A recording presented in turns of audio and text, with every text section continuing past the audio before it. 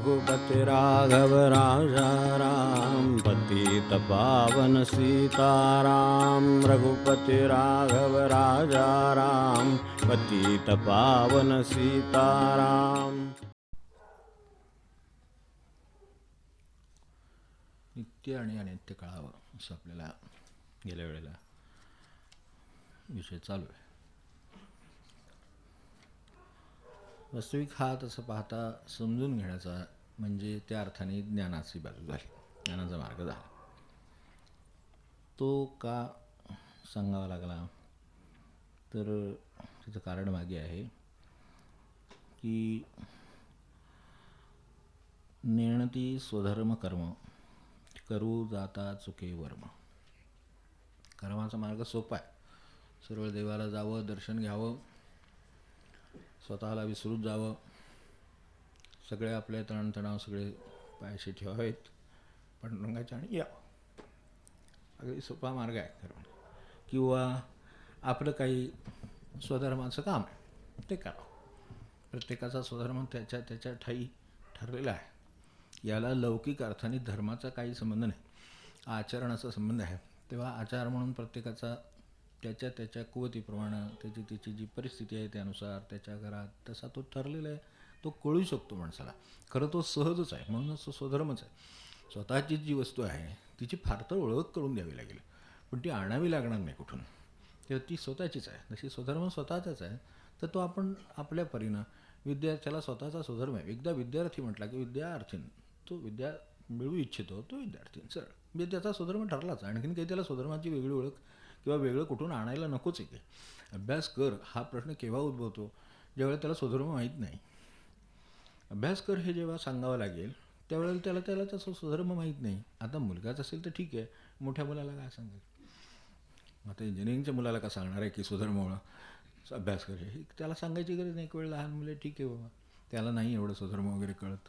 पण स्वधर्म हा आपल्या त्या त्या भूमिकेवर ठरतो की ते जी भूमिका विद्यार्थी आहे म्हटलं की त्याचा स्वधर्म ठरला, गृहस्थ आहे म्हटलं की त्याचा स्वधर्म ठरला. तो गृहातच स्थ असला पाहिजे जागी.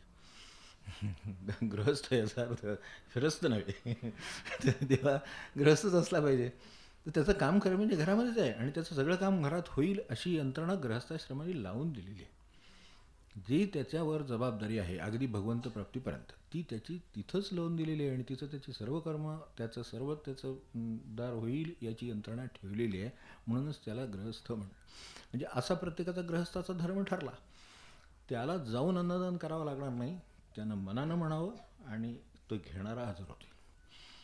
ज्याला गरज आहे तो बरोबर दारात हजर होईल. आणि ही आपल्या गृहस्थ धर्माची परीक्षा बघावी करून पाडलं तर. म्हणजे आपणही किती धर्म तो आत्मीयतेनं आतून आला आहे किंवा कळला आहे हे आपल्याला कळेल. त्याला जाऊन नाही करावं लागणार, ते बरोबर चालत येईल आणि ते काहीही कोणत्याही स्वरूपात येईल आणि ते गरजू असेल, तहानलेला असेल, भुकेलेला असेल, बरोबर स्वधर्म कळेल. मग असा प्रत्येकाचा धर्म त्याच्या त्याच्या अर्थाने आचार या अर्थाने त्याला घालून दिलेला आहे. पण ह्याच्यात अडचण अशी आहे, हे कळायला आत्ता जसं म्हटलं जसं इथं मुद्दम त्याच्यावर बोट ठेवायचं नाही की अधिकारयुक्त कर्मनिष्ठ उरला नाही. अधिकार कोणता? हा कर्म करण्याचा अधिकार आहे. तर त्याच्यातला हा अधिकार आता एक विद्यार्थ्याचा आहे, तर त्याचं समजा त्याचं काही विद्यार्थ्याचं म्हणून जीवन आहे, त्या जीवनामध्ये त्याचे काय भाग आहेत हे ठरलेले आहेत. आता ऑफिसमध्ये एखादा कर्मचारी आहे म्हणजे तो कर्म हा आचार त्याचा ठरलेलाच आहे. आता तिथं कोणती कर्म करायची हे पण ठरलेलं आहे. आता ती सोडून तो दुसरी कर्म करायला लागला तर अधिकारातही चुकला, समजुतीतही चुकला आणि धर्मातही चुकला त्या अर्थाने. म्हणून स्वधर्म हा असा अंगभूत असतो. म्हणून आपल्याकडे ते स्वकर्म सुखांची विरा वगैरे त्यांना ते सगळे फक्त स्वधर्म एवढाच यज्ञ माहिती आहे, बाकी काय माहिती नाही. तेवढं पुरतंय म्हणतात ते, बाकीचं काय करण्याची गरज नाही. आणि यज्ञ केला तर घोटाळा होतो अलीकडे आपल्याला माहिती आहे. राष्ट्रपतींना सुद्धा वरून चक्कर मारून परत जावं लागतं अशी परिस्थिती झाली यज्ञामध्ये आपल्याला माहिती आहे. तेव्हा आता आणि हा काळ उरला नाही. स्वामी रामतीर्थ आपण वाचा, त्याच्यामध्ये सगळी यज्ञाची सगळी संकल्पना दिलेली आहे. त्या काळातली काय होती, CO2ची आजची परिस्थिती काय आहे, कार्बनची परिस्थिती काय आहे, सगळे लिहिलेले आहे त्याच्यात. तर ह्या अर्थाने आपण वाचलं तर आपल्या लक्षात येईल की आपला स्वधर्म पालन ह्याच्यासारखा धर्म नाही, याच्यासारखा आचार नाही, त्याला कसलंही नाव नाही.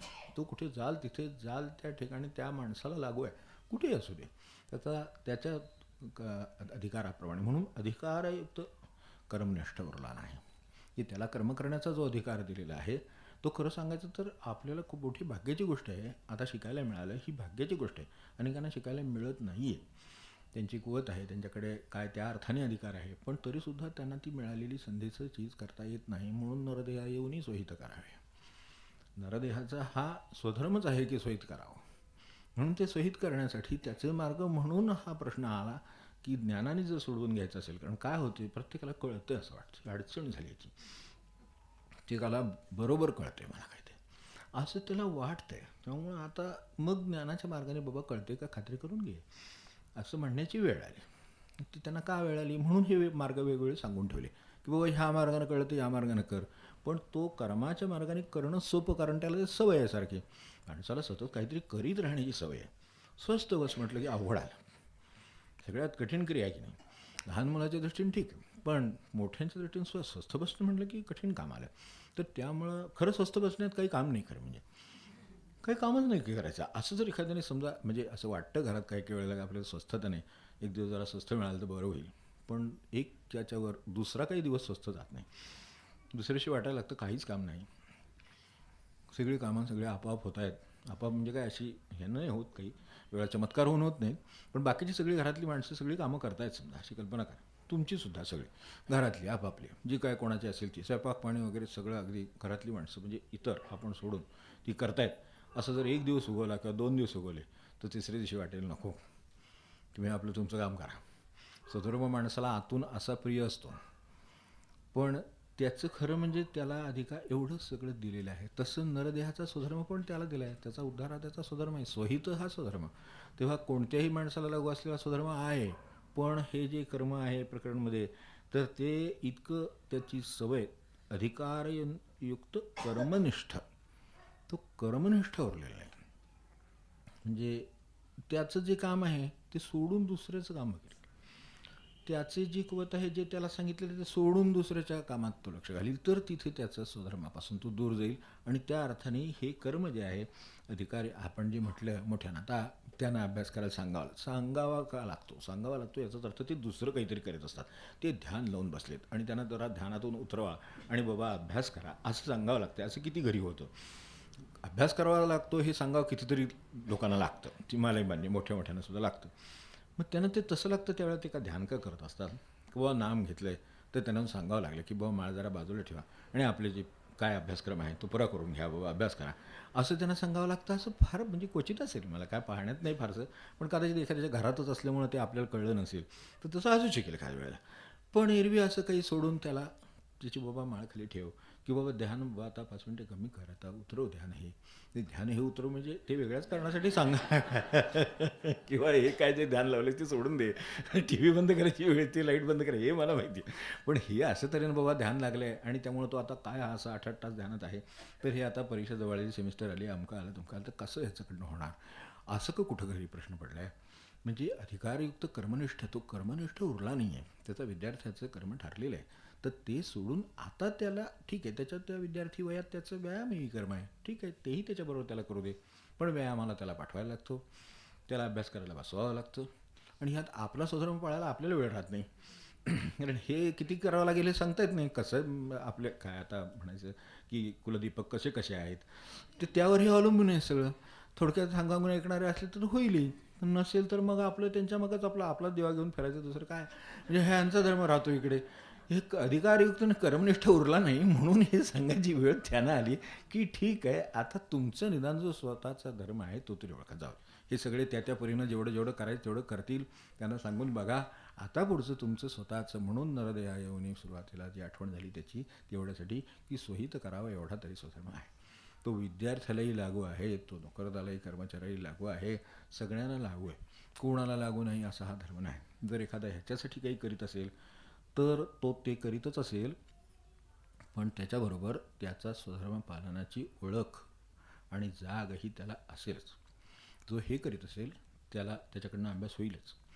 जर त्याला स्वहिताची ओळख वगैरे झालेली असेल तर त्याच्याकडनं त्याचा अभ्यास होणारच, कारण त्याआधी त्याला माहिती आहे की माझा अभ्यास करायचा आहे आणि मग मला काय ते नाम घ्यायचं आहे हे त्याला कळू शकेल. ज्याला नाम घ्यायचं महत्त्व कळलं आहे त्याला अभ्यास घ्यायचं महत्त्व वेगळं सांगावं लागत नाही.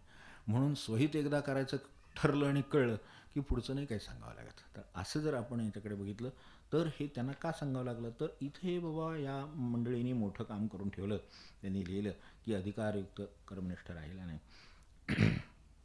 अनेकांनी या गोष्टी सांगायचा किंवा समजावून द्यायचा प्रयत्न केला की कर्महीन झाले सगळं, हे जे मागे एकदा म्हटलं होतं आपल्याला, कर्महीन झाले सगळं. तर त्या अर्थाने अधिकारयुक्त कर्मनिष्ठ उरला नाही.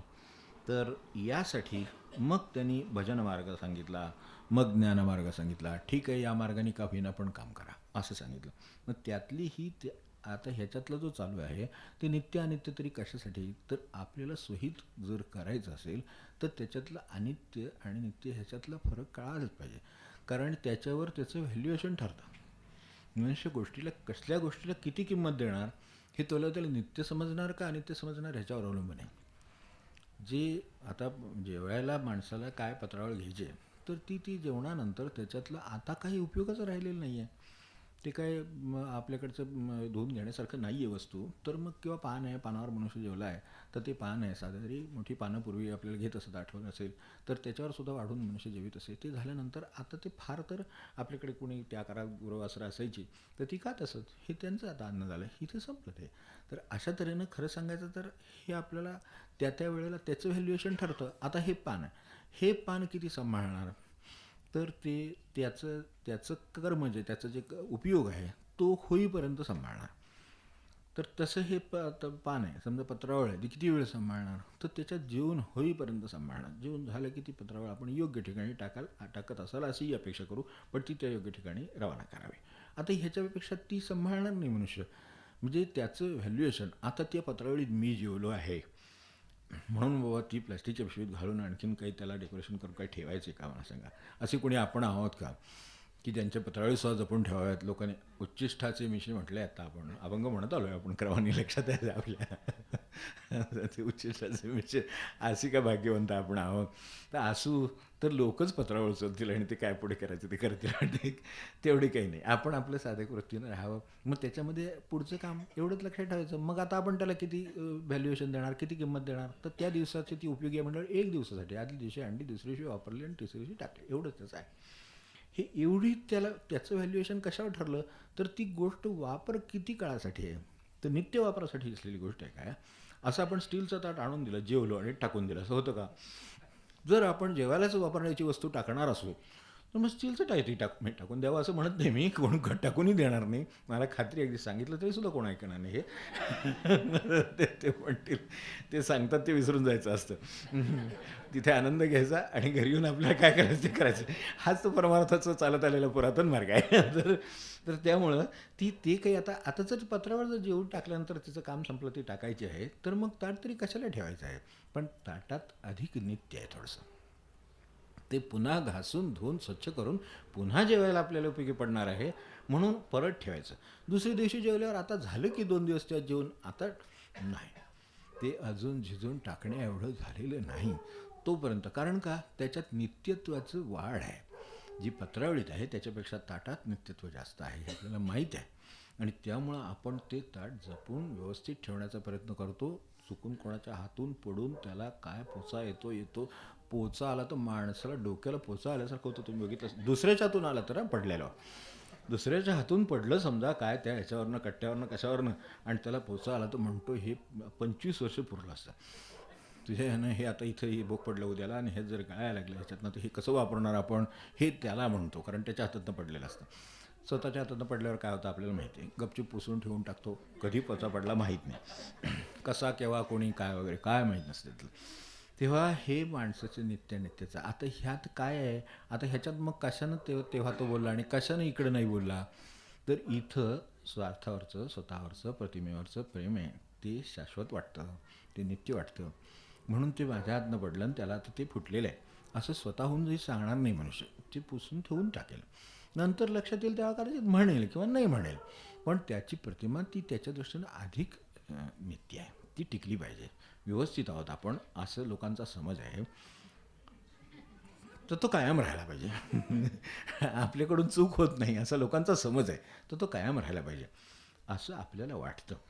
तर प्रत्यक्षात ते पडलेलं त्यांनी बघितलेलंच असतं, त्यांना ऐकू आलेलं असतं, ते ओळखतात. ठीक आहे, काय न बोललेलं बरं, कारण बोलून पुन्हा काय ते आपल्याला माहिती, त्याच्यापेक्षा न बोललेलं बरं. मग आता हा त्यांचा लौकिक शहाणपणा आहे, त्याबद्दल काय त्यांना दाद देण्यासारखी आहे. तर हे सगळं आहे, पण ह्याच्यातलं ते ताट का टाकलं नाही, हे का टाकलं नाही, तर ह्याच्यात नित्यत्व थोडं वाढलं तेव्हा प्रमाणाने अनित्य, पूर्ण अनित्य असलेली गोष्ट हळूहळू नित्य होत जाते आपल्या दृष्टीनं. आपण जे पाहतो त्याच्यामध्ये थोडंसं म्हणजे टिकण्याचा अंश वाढला त्यातला. अन्न आहे तर अन्नाचं सुद्धा कौतुक आहे, अगदी उत्तम अन्न शिजवलेलं आहे, ज्याच्या त्याच्या पसंतीचं आहे, सगळं आहे. आणि ते जे काही अन्न आहे ते आपल्याला आपल्या दृष्टीनं त्यावेळेला त्याच्यासारखं नित्य काही नाही. आणि भूक जर जास्त लागली असेल आणि उत्तम काही बेत असेल तर त्याच्यासाठी दुपारपासून उपाससुद्धा केलेला असेल कदाचित, तर ते फारच नित्य असतं त्यावेळेला. तर ते हे जे नित्यत्व आहे हे मान्य आहे. पण ते झाल्यानंतर जेवण पोट भरलं, माणसाचं सगळं झालं, उद्या सगळ्याचं अनित्य झालं. आता त्याच्यात काय राहिलं नाही. म्हणजे त्याची आता समजा तिथे तो पदार्थ उरला आहे जो आपल्याला आवडलेला आहे, तो उरलेला आहे, तो शिल्लक राहिला. सकाळी उठल्यावर बघितलं तर तो नासला. आता त्याच्यातलं काल जे प्रेम त्याच्यावर होतं, काल जे त्याच्यासाठी आपल्याला ते जे काय नित्यत्व वाटत होतं ते आज त्याचं आहे का? म्हणजे त्याची किती तास राहिले? 12 तास. आणि एखाद्या अन्नाचं कदाचित 24 तास. असं सगळ्या पदार्थांचंच असं आहे. हे काही याच पदार्थाचं असं नाही. जे पत्रावळीत, जे ताटात, जे सांगितलं त्या स्वयंपाकात आणि दुसऱ्या दिवशीच्या त्या शिळ्या अन्नात, हे जसं आहे तसंच या सगळ्या वस्तूंमध्ये. म्हणून म्हटलं आपल्याकडे निसर्गामध्ये तसं शाश्वत काय तर बदलच शाश्वत. फक्त त्यातलं बदल होणार, मागे म्हटलं तसं विघटन होणार. ह्या गोष्टी हे असंच विघटन होणार. एखाद्या गोष्टीचं एका दिवसात होईल, एखाद्या गोष्टीचं 4 दिवसांनी होईल. मग आपण त्याला कशाला किती किंमत द्यायची ते त्याच्यावर ठरवतो. बरं, असं जर आहे समजा, आता म्हटलं तसं ताट माणसाकडे 25-25 वर्ष ताट आम्ही टिकवली. म्हणजे ते कंसात महत्त्वाचं, म्हणजे आम्ही टिकवली. तर 25 वर्ष आम्ही घरातलं ताट हे बघितलं ना, हे आमच्या म्हणजे काय वडिलांच्या लग्नातलं वगैरे म्हणजे काय असेल ते, किंवा त्यांच्या लग्नातलं, इतके वर्ष ते आमच्या वापरात आहे. पण कसं चकाचक काल घेतल्यासारखं ताट ठेवले, हे कौतुकच आहे. आपण काय तेव्हा होतो तसे काय राहिलो नाही, राहण्याची शक्यता नाही. आणि बहुतेक ताटच राहील. आणि कदाचित त्यानिमित्तानेच आपली आठवण निघण्याची शक्यता आहे. बाकी आठवण निघण्यासारखं काही केलं असेल तर निघेल, नसेल तर याच ताटात ते जेवत होते असं कदाचित म्हणतील. ह्याच्यापेक्षा काय नाही. तेव्हा ह्यापेक्षा आपल्या आयुष्यात काही कर्तव्य आहे काय? हा स्वधर्माची ओळख. स्वहित करावे म्हणजे काय? तर ह्या अर्थाने नित्यत्व ओळखत जावं, ताट जपावं, हे बरोबर आहे. आता त्या पत्रावळीपेक्षा ताट जपावं असं वाटलं, ताटापेक्षा आपल्या घरात कपाट आहे ते जपावं असं वाटलं, त्याच्यापेक्षा आणखीन काही आहे तेही जपावं असं वाटलं. म्हणून तो मनुष्य ते लॉकरमध्ये टाकतो ना. का त्याला तर किती नित्यत्व आहे आपल्या दृष्टीनं, की असं उघड्यावर पत्रावळी टाकेल मनुष्य, उघड्यावर काय पेन टाकेल, फूल टाकेल, पान टाकेल, काय ते टाकेल. पण ते असं उघड्यावर बाबा काय गेले टिपावर आपले दागिने पडलेत वगैरे असं हे करू नये कोणी. असं काही उगाच दुसऱ्याला मोह होतो, आपलं काही नाही. पण ते ज्या मंडळींना अशी सवयी असतात तर त्यांना मोह होतो, तर तशासाठी आपण काही करू नये, हे बरोबर आहे. पण आपला जीव तिथं असल्यामुळे आपण ते तिथं ठेवणारच नाही. आपल्या दृष्टीनं ते नित्य आहे, म्हणजे ते टिकणार. ते टिकणार. तर ते खरं सांगायचं तर ह्या प्रत्येक म्हणजे ज्याच्यात थोडं थोडं नित्यत्व वाढत गेलं, मग अशी म्हटलं तसं जेवणात आहे, पत्रावळीत, आत्ता ह्या अनेक गोष्टी सांगितल्या, ह्याच्या सगळ्यात आहे. त्या प्रत्येकासाठी आपण काय केलं तर पत्रावळीचा उपयोग आहे, वापरले की उपयोग नाही, मान्य आहे. व वापरेपर्यंत त्याचा उपयोग, त्याच्यातलं नित्यत्व आहे. ते नित्यत्व कशापोटी आहे तर वापरापोटी आहे. त्यामुळे वापरलं की त्याचं नित्यत्व संपलं, आपल्या दृष्टीनं ती टाकायची वस्तू झाली. आता समजा हेच ताट समजा जरी काय त्याला पडलं फुटलं काय झालं असलं तरीसुद्धा टाकलं असतं. मातीची कपराची याची वस्तू असते, पडली फुटली की संपलं त्याचं. अशा प्रत्येक वस्तूचं वापर होतोय तोपर्यंत त्याच्यातलं त्या अर्थाने नित्य म्हणून आहे, काहीतरी त्याला उपयुक्तता आहे. ती कशाची आहे तर ही उपयुक्तता, एवढंच त्यातलं नित्यत्व, बाकी काही नाही. उपयुक्तता संपली की नित्यत्व संपलं आपल्याला. मग अशी उपयुक्तता असली तर बरं. आपल्याला माहिती आहे की मागे एकदा बोललो तर आपल्याला रामतीर्थ म्हणायचे ना, त्यांच्या पूर्वीच्या काळामध्ये जी मंडळी आता 100 वर्षापूर्वीचा काळ जाणतात किंवा त्याच्याही पूर्वीचा जाणत असतील, इतिहासातून माहिती आहे. तर पूर्वीच्या काळात असे ज्या वेळेला काही सरदार दरकदार असतील किंवा काय सावकारी असेल किंवा आणखीन काय असेल, काही माणसांच्याकडे पिढीजात होतं, तर त्यावेळेला असं पिढीजात सोनं नाणं असं किलोनी सोनं होतं लोकांच्याकडे.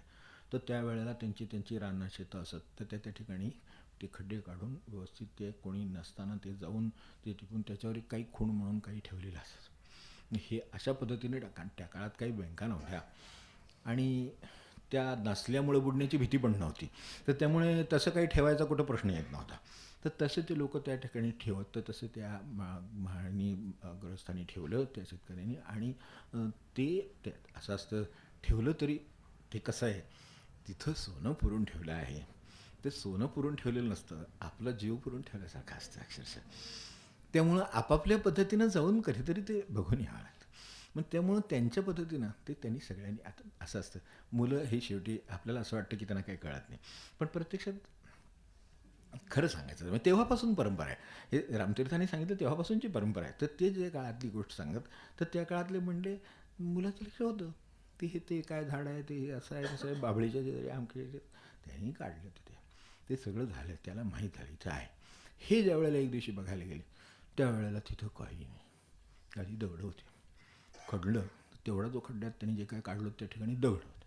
ती दगडं सगळी बघितल्याबरोबर त्यांना त्या ठिकाणी, आता मला सांगा, त्यावेळेला BP डायबिटीस वगैरे बघायचे काही प्रश्न हे नव्हते, म्हणजे हे सोयी नव्हत्या आणि त्यामुळे आजारही तसे नव्हते. तर सोयी असल्यामुळे आजार पण असतात जास्त. तर तसं ते तिथं त्याने जाऊन बघितलं आणि त्याला सुचे ना काही नाही, सगळं झाकून ठेवलं. परत गपचूप घरी आले. स्वस्थता नाही चित्ताला, संपलं सगळं. जणू काही सगळं संपलं. आता वास्तविक हे जिवंत आहे. जन्माला आले तेव्हापासून जो श्वास, जो प्राण, जो देव सांभाळतो तो अजूनही त्यांच्याबरोबरच आहे आणि तो अजूनही बरोबर राहू इच्छितो. जग ही कर्मभूमी आहे. ते अंतरत नाही तोपर्यंत आपल्याला संधी आहे. स्वहित करायची संधी केव्हा, हे जोपर्यंत अंतरत नाही तोपर्यंत. बाकीचं सगळं त्याच्या खाली आहे. पण तसं वाटत नाही माणसाला, त्याला नित्यत्व वाटतं ना त्याच्यातलं. व्हॅल्युएशन ठरलेलं आहे त्याचं. त्यामुळं एखादी पडलेली काडी, एखादा संबंध किंवा एखादी घटना किंवा अशा तऱ्हेचं हे गोष्ट ही त्यावेळेला, तर त्यावेळेला ते आणि विचारलं बाबा तुम्ही अगदी म्हणजे त्याची आजारी पडायची वेळ आली. खंगतो मनुष्य अशा वेळेला. असल्या जर गोष्टी जर अगदी जीवाला लागणाऱ्या झाल्या तर आजार होतेच. आता हे ना ह्या पद्धतीने नसेल, पण त्या पद्धतीने आजारी पडले. तर त्यांना विचारलं काय झालं बाबा एवढं. तर आता कसं सांगायचं, कारण आपण ठेवलेलं ते आपल्यालाच माहिती असलेलं ते दुसऱ्याला सांगायचं नाही आहे, अशी सगळी परिस्थिती असल्यामुळं उत्तर काही येईना. ते म्हणले 1-2 दिवस झाले आजार बघितला, आता तरी ते काय झाले सांगितलं तरी बरं होईल. तर म्हणले बाबा असं फार मोठा प्रसंग आला. म्हणजे काय प्रसंग आला आहे, इथं तर काही कुठं काही प्रसंग तर काही दिसत नाही, माणूस कुठे काही नाही, प्रसंग आला आहे म्हणले. म्हणजे इथं तर तुला सांगतो, हे काही मी काय कोणासाठी केलेलं नाही, सगळं केलं आहे तुमच्यासाठीच. नेहमी आपल्याला जे म्हाताऱ्या मंडळींच्याकडून, साधारण वृद्ध मंडळींच्याकडून ऐकू येतं ना वाक्य, आणि सर्वसाधारणपणे ते फारसं उपयोगाला पडत नाही, तर ते जे काय आहे ना, तर ती म्हणते सगळं तुमच्यासाठीच केलं होतं. म्हणजे काय केलं होतं आमच्यासाठी. हे बघ असं आपल्या घरात चालत आलं, त्यात मी एवढी भर घातली होती, ती अशा ठिकाणी ठेवली होती आणि ते सगळं व्यवस्थित असं ठेवलं होतं की कोणाला काही कळू नये. म्हणून प्रत्यक्षी गेलो, दगड दिसले तिथं भरलेले. तो म्हणाला दगड दिसले का, ठीक आहे मी बघून येतो. तिथे कुठे आहे, अमुक ठिकाणी. ह्याला माहीतच होतं. हा गेला, ते दगड आणले. दगडाचं हे 5 किलो सोनं होतं. म्हणजे बघ, म्हणजे मी किती साठवलं असेल आणि किती जीवापाड जपलं असेल. तर म्हटलं तुम्ही मला एक कळलं नाही की जर ते पुरूनच ठेवण्यासाठी असेल तर तिथं सोनं ठेवलं काय आणि दगड ठेवले काय. म्हणून मीच सोनं इकडे आणून ठेवले, दगड तिथं ठेवले. नित्यवस्तू जी वाटते तिचा जर उपयोग नसेल काही करायचा तर ती कशासाठी ठेवायची त्या ह्याच्यात, नाही का. ते खड्ड्यात पुरून ठेवून इथं घरात झोप नाही. आता गेल्यावर तर झोप म्हणजे विषयच मिटला. पुन्हा नेत्रनाशाचा विकार लागेल माणसाला, इथपर्यंत आहे. तर इतकं जर आहे तर मग म्हणून स्वामी रामतीर्थांनी म्हणताना म्हणले, अरे जर ती अशासाठीच ती पुरूनच ठेवायचं असलं नसतं तर मग दगड पुरले काय तेवढ्या वजनाचे. म्हणले एवढ्याच वजनाचं होतं, त्याच्यासाठीच आणले म्हणले दगड. मी तेव्हा बघूनच ठेवलेलं आहे, हे 5 किलो आहे म्हणून मी दगड आणून वजन करून तुम्हाला दाखवले, हे 5 किलोचं आहे त्याप्रमाणे. मग आता काय पुरूनच ठेवायचं ना, मी जाऊन पुरून ठेवून येतो. अरे पण म्हणजे प्रश्न आहे की सोनं दगड तुला काय कळते की नाही, हे मला वाटलं म्हणून तुझ्यासाठी साठवत होतो. तेव्हा आता काय आहे, खरं सांगायचं तर त्याला बरोबर कळले. ज्या वस्तूचा उपयोग अशा तऱ्हेनं जर होणार, वापर अनित्य आहे शेवटी. ते आता ते ह्याने बाजूला ठेवलं म्हणून ठीक आहे, दुसऱ्याने बघितलं तर त्याने नेलं असतं तर त्याचा काय उपयोग झाला असता, काहीच उपयोग झाला नसतं. आज त्याच्यापेक्षा घरात जे काही भाजीभाकरी होती, काय नळे होते, तिथं काय पीठ आणलं होतं, ते उपयोगाला पडलं असतं. हे उपयोगाला नसतं पडलं, पण हे त्याला कळते. जे खरं सांगायचं तर आपल्याला वाटतं त्याच्यापेक्षा हे पुढच्या पिढीला खरोखरच जास्त कळत चाललेलं आहे आणि आता तर आणखीनच कळते असं वाटतं. तर आपल्याला त्यांना कळत नाही, हे कळायला किती वर्ष लागली असतील. हे 75-80 वर्षाची गोष्ट आहे. तर त्यावेळेला त्यांना हे कळलं की अरे ह्याला हे आधीच माहिती आहे की तेवढ्याच किलो नाही दगड, आणि त्याचा उपयोग नसला तर हे उपयोग नाही, नाहीतर ते काय आणि ते, अरे हे सगळं ह्याला माहीत आहे. बरं तू म्हणजे तू काय केलं, मी ठेवलं ना म्हणलं, त्याचं काय, तर तिथे भरून ठेवतो वाटलं तर, काय नाही तरी तसा काय जर उपयोगच नाही, तर भरून ठेवलं नाही ते ठेवलं. तेव्हा रामतीर्थजी म्हणाले की आपण नित्यानित्य जाणत नाही. खऱ्या अर्थाने जे ठेवायला पाहिजे होतं जपून ते नाही ठेवलं. समजा अशी कल्पना करू की हे 75 नाही, 70 नाही, 80 नाही, सगळं जाऊ द्या.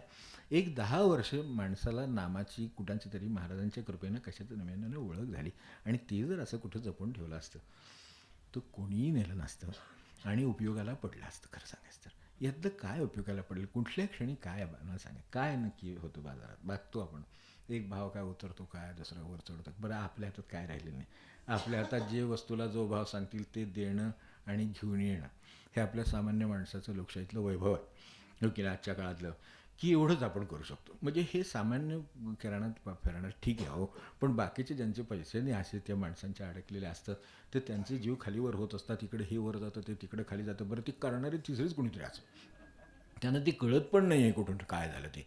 तर त्यांना किती त्याचा त्रास आहे खरं सांगायचं तर. आता तोच समजा पैसा त्यांच्या वापराला असता. मी म्हणतो एखादी चप्पल फाटली ती तरी घ्यावी निदान त्यातून आणि ते वापरायला हवं. कधी ते हे वस्तू फटकं वस्तू वापरण्यापेक्षा चांगलं वापरावं. काय जे वापरायचं ते वापर झालं तर ह्या अनित्य वस्तूचा उपयोग आहे. नाही तर त्याचं काय आहे मला सांगा. त्याचं कधीतरी ते निघूनच जाणार ना ते. असंच एक दिवशी सांगणार की बाबा आपण आता बघतो की हे आता हे नवीन नाही का ऑनलाईन शॉपिंग वगैरे. माणसं काय नुसतं त्यांना ऑनलाईन जो तो अरे अरे आपण सरळ चालू शकतो. तिकडे ऑनलाईनवरनं कशाला, ही तर सरळ जमिनीवर झालं. जावं दुकानात घेऊन यावं. आता आकडेवारी यायला लागली. पर पर्सन 10,000 रुपये तरी किमान लॉस झालेले आहेत. आत्ताची आकडेवारी अशी पर पर्सन जे हे ऑनलाईन शॉपिंग करतात त्यांचे किमान 10,000 रुपये आत्तापर्यंत नुकसान झालेले आहे. हॅकिंग कळत नाही माणसाला, काय होते कळत नाही, हे असं झालेलं आहे. पण त्याला असं वाटतं की नाही हे मी काहीतरी वेगळं करतो. काय वेगळं करतो ते, काय वेगळं करणार ते तुम्ही नाही वेगळं करणार, ते वेगळं काहीतरी करणार आहेत. तर ते जे काय वेगळं करणार आहेत त्यावेळेला मग कळणार आपल्याला. मग वाटणार अरे अरे त्याच्यापेक्षा मग दुकानात जाऊन आणलं असतं बरंच. मुंबईला जाऊन वस्तू घेऊन येणं परवडेल, पुण्याला जाऊन वस्तू घेऊन येणं परवडेल आणि जवळजवळ तिथल्या सगळ्या वस्तू इथे मिळतात. तिथल्या सगळ्या फॅशन इथे होतात ना, मग तशाच वस्तू पण मिळतात. तर त्यामुळे आपण काही काळजी करायचं, सरळ जावं घ्यावं. पण माणसाला हे नित्यानित्य वस्तू विवेक नसले तर मुळाचाच प्रश्न आहे की ह्यातल्या कशाला महत्त्व द्यायचं आहे. माझ्या उपयोगाची वस्तू आहे ती मला हवी आहे, ती त्या उपयोगापुरतीच आहे. अगदी वस्तू पडली हरवली माणसं ह्यातनं काही वेळेला आता हे काय पाकिटं पडतात, वस्तू पडतात, पैसा पडतो, सगळं होतं असं नाही, असं नाही. पण त्याच्यावर काही काही माणसांचा त्या पर्सवर, त्या मंडईवर, सगळ्यांच्यावर विश्वास उडतो एकदम. इथपर्यंत ते पोचलेलं असतं की तेव्हा. आणि खरंच आहे असं 10-10 वर्ष गेलेली पर्स विसरत नाही. मंडईत गेलं जर एखादी पर्स गेली असली तर त्या मंडईवरच्या रस्त्यावरनं जाताना सुद्धा आठवतं की इथंच. आता तिथंच ते झालं, ते आता बाजूला नाही कोणी बसत तिथे. आता वेगळ्या झाल्या मंडया, तिकडे बसतात ते. पण तरीसुद्धा जाताना तिथे गेले का इथेच गेली होती ती. आता ती गेली तिथे. आता ते काय त्यातलं काय, त्यातलं तर काही शिल्लकच नसणार आहे. पण ती मूळ वस्तूसुद्धा शिल्लक असणार नाही. तरी आपल्या डोक्यात ती शिल्लक आहे. म्हणजे आपण त्याला किती नित्यत्व दिलं आहे मला सांगा. त्याच्यानंतर किती व्यवहार आता आपल्या आयुष्यात 10 वर्षात 5 वर्षात झाले. त्यातले काय काय ह्याच्यातलं आहे खरं सांगायचं तर. हे नित्यानित्य एकदा कळलं माणसाला काय धरून ठेवावं. व्हॅल्युएशन ठरेल. पर्समध्ये काय होतं, एकांची पर्स गेली तरी मला सांगितलं किती होते म्हणजे 100 रुपये होते. 100 रुपयेच होते ना. आजच्या काळात आता एक किंवा 2 दिवस जरी साधं जरी चहाला जरी जाऊन आला तर 2-4 मित्रांच्या बरोबर संपलं तेवढंच आहेत. जे ते सुद्धा किती 10-15 मिनटाच्या वस्तू त्या बाण्याची एवढ्यासाठी एवढी त्याची किंमत आहे. जावे असं मला म्हणायचं नाही. गेल्याने मला काही आनंद वगैरे झाला नाही हेही खरं आहे. दुःख वाटतं तुमच्यापेक्षा मला 100 रुपयाऐवजी 101 रुपयाचं दुःख वाटतं असं समजा वाटलं तर. पण म्हटलं ह्याच्यापेक्षा दुःख वाटून देऊ नका, एवढं करा. नाहीतर काय होणार, आज रात्रीची आपलं जप राहणार. कशी केली एवढे वर्ष माझ्या हातून 1 रुपया कधी गेला, हेच चुकलं खरं सांगायचं. म्हटलं ते म्हटलं काय झालं असं जर जात गेलं असतं तर तुम्हाला एवढं वाटलं नसतं खरं सांगायचं. काय करणार. पण माणसाच्या डोक्यात कसं हे बसेल ना ते असं. ते असल्या अनित्य वस्तू साठल्या, इतक्या साठल्या की नित्यवस्तूला जागा राहिली नाही. फक्त नित्यवस्तू ही स्वतंत्र अस्तित्वात असल्यामुळे आणि आपल्या मान्य न मान्यावरती अवलंबून नसल्यामुळे यातलं काही कमी जास्त झालेलं नाही. यामुळं श्वास सुरू आहे, आपला प्राण चालतो आहे, चैतन्य अंतरंगात आहे आणि म्हणून आपलं सगळं हे नित्यानित्यची गप्पा चालल्या आहेत. खरं सांगायचं तर लक्षात त्याला ठेवलं पाहिजे की हे कुठं विसंबून चालणार नाही. मन राम झाले देहा विसंबले. विसंबले त्या काळातला शब्द आहे, तर त्याचा अर्थ विसरलं. तेव्हा ते देहाला सुद्धा विसरून गेले, मन राम झाले. त्यांना काय सापडायचं ते सापडलेले. नित्यवस्तू राम ती तेव्हा होती, आज होती. म्हणजे म्हणून विनोबानं विचारलं ज्या वेळेला की तुम्ही रामाचं कुठल्या रामाचं नाम घेतात, ज्याचं नाव दशरथाने आपल्या मुलाला ठेवलं त्याचं मी नाव घेतोय. त्यांना माहिती आहे की तो खरा आत्माराम किंवा इथपर्यंत नित्य वस्तू आहे ती खरं म्हणजे आपल्याकडेच आहे, ती म्हणून स्वतःची स्वतःला मिळेल. सहजची तुला होय तुझी प्राप्ती, तुझ्याकडे असलेली वस्तू तुझीच तुला मिळणार आहे. पण ह्या वस्तू गोळा केल्या आणि ह्या जर ठेवून दिल्या आणि साठवून ठेवल्या तर काय मिळणार मला सांगा. सगळा वेळ त्याच्या मागे गेलेला आहे. आपण दिनक्रम आठवून बघावेत आणि ह्यातलं गरजेचं काय आणि बिनगरजेचं काय. नित्याच्या मागे आपण किती, अनित्याच्या मागे किती, नित्याला स्थान आपल्या आयुष्यात किती आणि अनित्याला किती आठवून बघावं. मग तो पैसा म्हणा, प्रतिष्ठा म्हणा, काय आपल्याला म्हणायचं ते म्हणा, अशा ज्या सूक्ष्म गोष्टी आहेत त्या असतील. मग आपली मतं, हेतू, आग्रह काय असेल ते असेल. नाहीतर हे लौकिकात सांगितलं ह्या सगळ्या वस्तू असतील. काहीही असो त्याचं अनित्यत्व आपण ओळखावं. इथे जे म्हटलेलं आहे की सद्गुरू दिनकर आपल्याला खरं सांगायचं तर पहिल्यांदा जसं म्हटलं ना की कळते असं वाटते ही मोठी अडचणच आहे.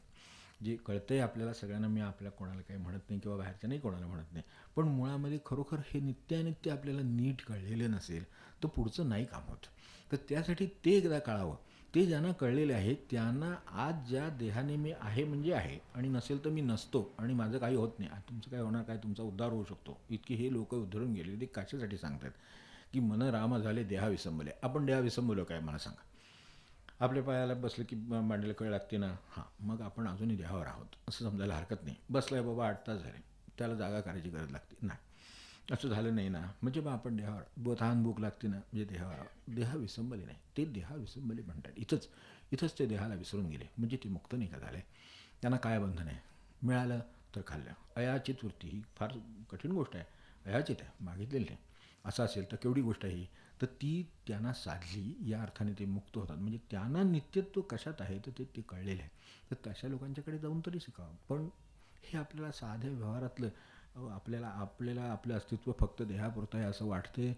इथंच खरं घोटाळा आहे सगळ्यातले. म्हणजे जिथं घोटाळा आहे तो इथंच आहे की देहबुद्धीमुळं पत्रावळक असू नाही तर ती सोनं असो, शेवटी मी खरं आहे म्हणून माझं हे सगळं खरं आहे असं वाटतंय. तसं काही नाही, मीच खरं नाही, माझ्यातलं आज जे काय ते खरं आहे. तर हे जेव्हा संपेल आणि ज्यांचं संपलं आहे त्यांची सत्ता त्याच्यावर चालते. अगदी आता वेळ झाली आपली, थांबायचं आहे. आपले याचे कुंदवळ नारायणप्पा जे होते तर त्यांना अनुग्रहाचा अधिकार होते, साधुपुरुष होते, सत्पुरुष, त्यांना अनुग्रहाचा अधिकार होता. तर त्यांची जी शिष्यमंडळी होती तर जाण्यापूर्वी एक आठवडाभर त्यांनी त्यांना सांगितलं की मी माझ्या उशीखाली एक पाकिट ठेवलेलं आहे, तर तुम्ही परमार्थात प्रवास करता तर तुम्हाला त्याचा उपयोग होईल. किंवा मी देह ठेवणार 8 दिवसांनी, ते देह ठेवणार आहे, त्याच्यानंतर जेव्हा केव्हा देह ठेवल्यानंतर तुम्ही ते उशीखालचं पाकिट बघा.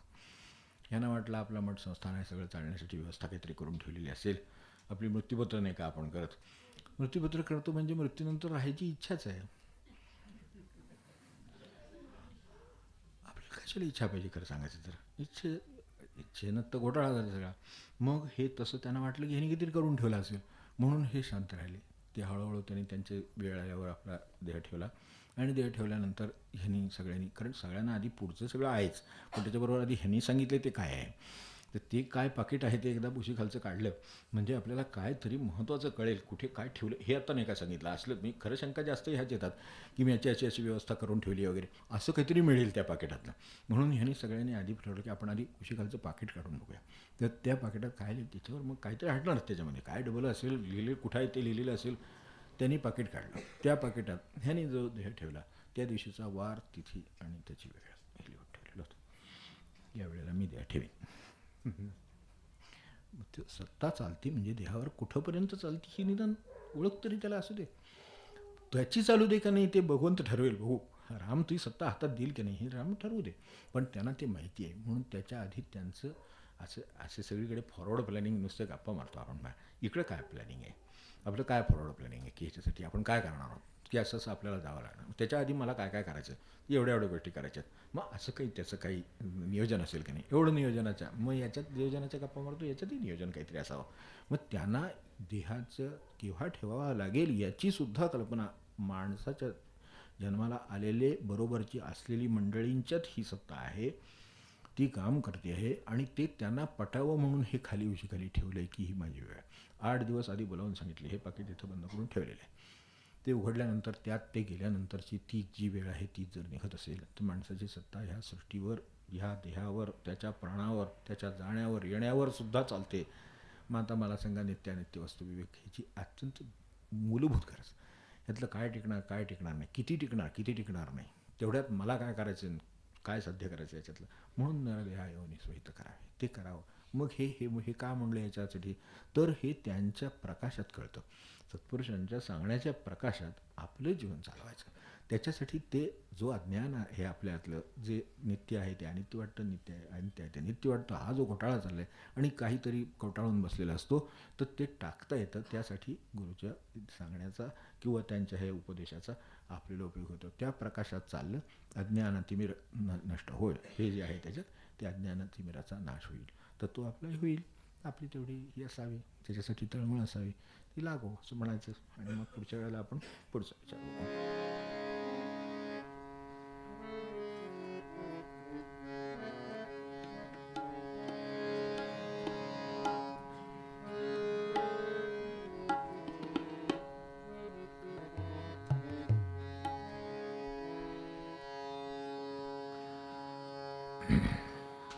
पान 139, पद 196.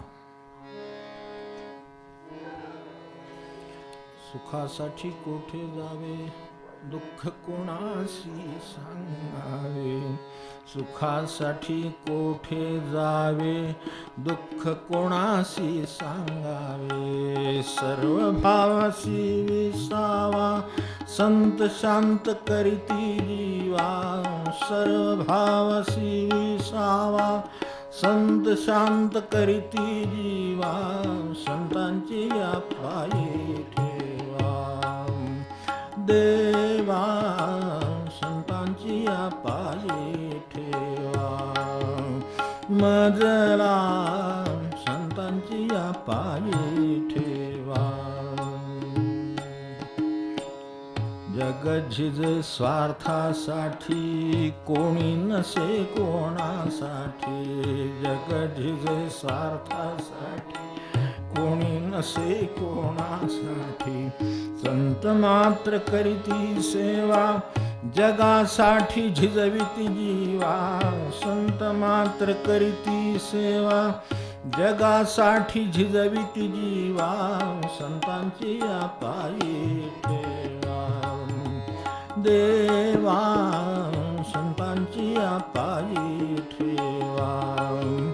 मजला संतांची या पायी ठेवा. भेदभावासी ना स्थान, बोध कृपा ही समान. भेदभावासी ना स्थान, बोध कृपा ही समान. संत कल्याणाचा ठेवा, तेथे घोटाळू दे जीवा. संत कल्याणाचा ठेवा, तेथे घोटाळू दे जीवा. संतांची या पायी ठेवा देवा, संतांची या पायी ठेवा. मजला संतांची या पायी ठेवा. संत घेती सांभाळून, प्रेम वर्षाव करून. संत घेती सांभाळून, प्रेम वर्षाव करून. देव सगुण पहावा, ऐसे वाटे दीन जीवा. देव सगुण पहावा, ऐसे वाटे दीन जीवा. संतांची या पायी ठेवा देवा, संतांची या पायी ठेवा. मजला संतांची